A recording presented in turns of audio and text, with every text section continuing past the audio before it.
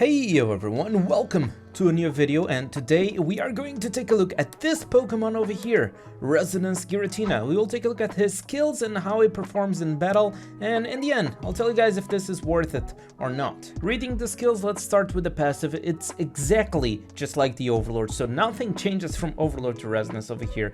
This Pokemon will move when a dragon or a ghost type moves, like the first time. Also, every time that he moves, he will transform a random enemy into ghost type. This way you can do more damage with your ghost type skills because it's super effective.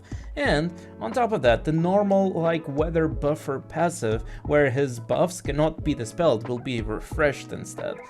But wait, I was actually kinda lying. There's actually a hidden, let's just say a hidden passive on this Pokemon over here that I just found out while I was testing. So, over here, as we can see, this Giratina will use an attack on the spotlight, and if it crits, as you can see, Giratina is now under Shadow Force. So Giratina isn't targetable by the enemy. I'll just put it on auto a little bit, really quick.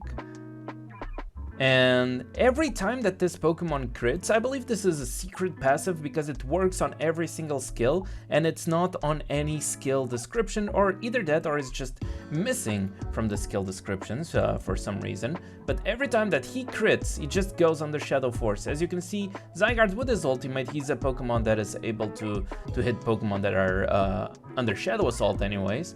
But like, we did this, boom, we go undercover. Okay, let's do this then.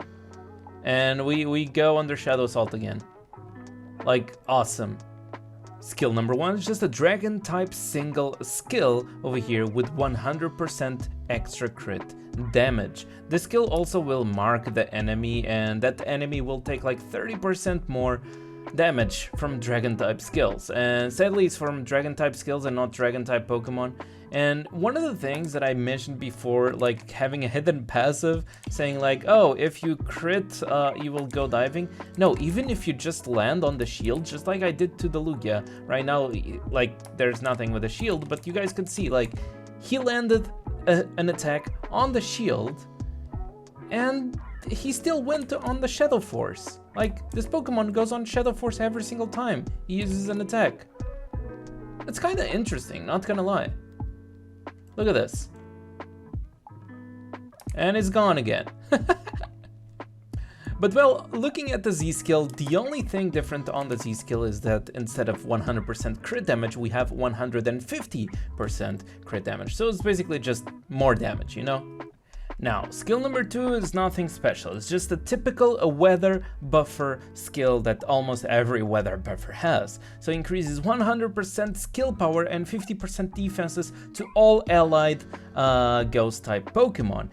But it says over here, all allied Pokemon receive the cursed body effect. Now, when we use this, we can see like this little icon over here. This is applied to any kind of Pokemon, does not need to be a ghost type. Okay, and what this does is that when the enemy uses a skill on you, the enemy cannot use that skill for like 2 or 3 rounds. I don't remember the specific amount of rounds right now, I'm sorry, but it's like that the enemy cannot use that same skill, I believe, for the following 3 rounds. Now, the Z buff of this Giratina, it's something spicy. So if I use this Volcanion over here, as you can see, I have way too much speed on Giratina compared to Mimikyu. So I should be able to move at least 2 times before Mimikyu moves.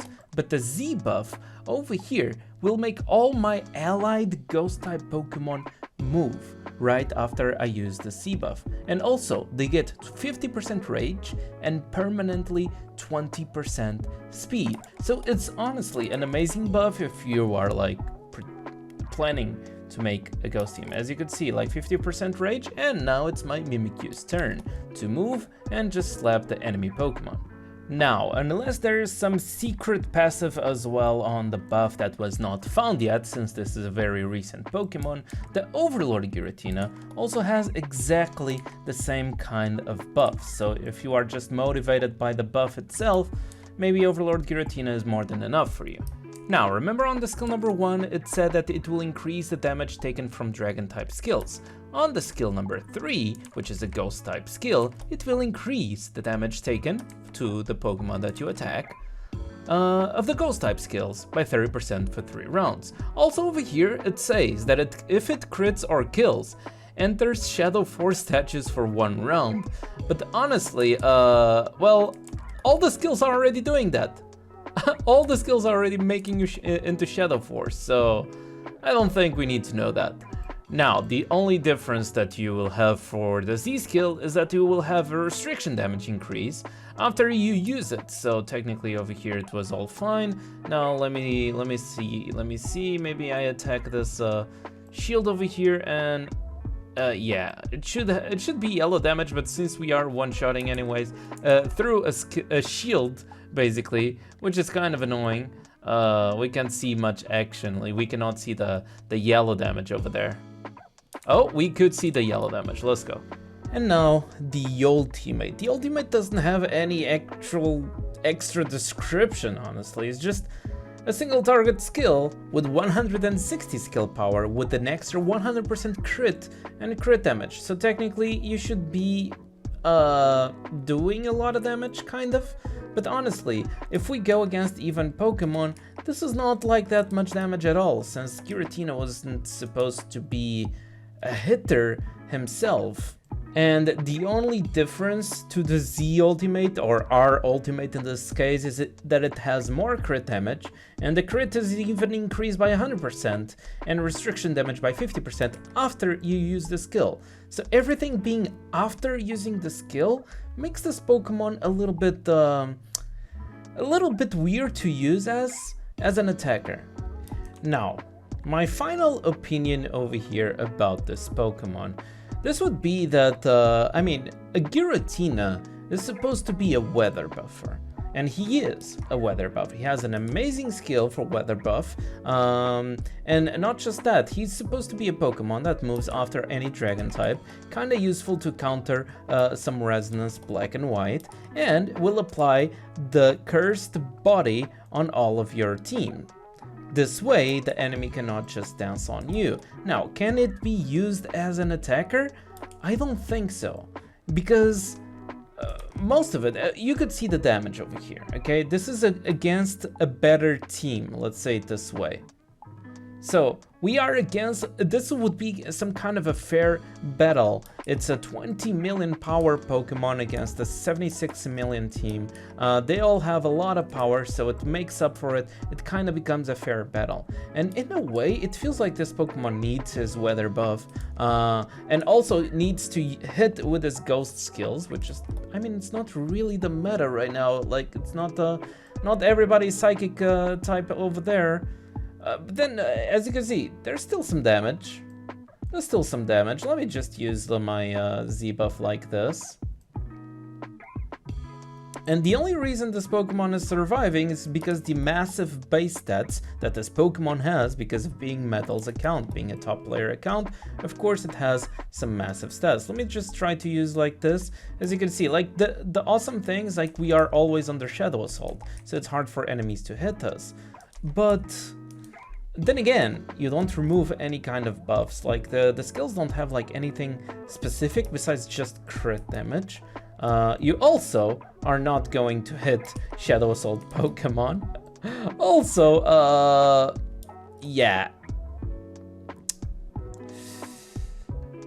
I mean, that's mostly it. It feels like for a weather buffer, for a Pokemon that is supposed to be over there in your team using a buff, technically, if we go over here, like being an attacker that is being forced to use his buff in order to do damage, losing 1 round to do damage, doesn't feel like it can be a good attacker. Can it be a good buffer, a good Pokemon to have on your team? Absolutely, for the reasons that I mentioned before, like mostly to counter a black and white, or just applying the cursed body is a pain to deal with, honestly. Now, is it worth to get a Resonance? That depends on you. I would not say it's like a massive Pokemon that will make a huge change in your gameplay, but for those who can easily afford Resonance, could be a good thing if you enjoy the cursed body, and you would have access to an extra echo power in case you need for some specific reasons. But honestly, besides that, I feel like no, I would not get it myself. I'm kinda cheap to even get the Overlord Giratina, even though I know it's good, but it's like it's already a big investment just to get a buffer or something like a Giratina. It's mostly the curse body that interests me. If in the future there's a very good ghost type resonance attacker, or even if it's just doesn't need to be resonance but needs to be good ghost type attacker, if in the future it exists, this Pokemon will make much more sense to be put in the team. But until then, that's my opinion about this Pokemon. I hope you guys still enjoyed. Thanks again for Metal for letting me record on his account, and as always, don't forget to leave a like, subscribe, all that good stuff. And I'll leave you guys on the next video.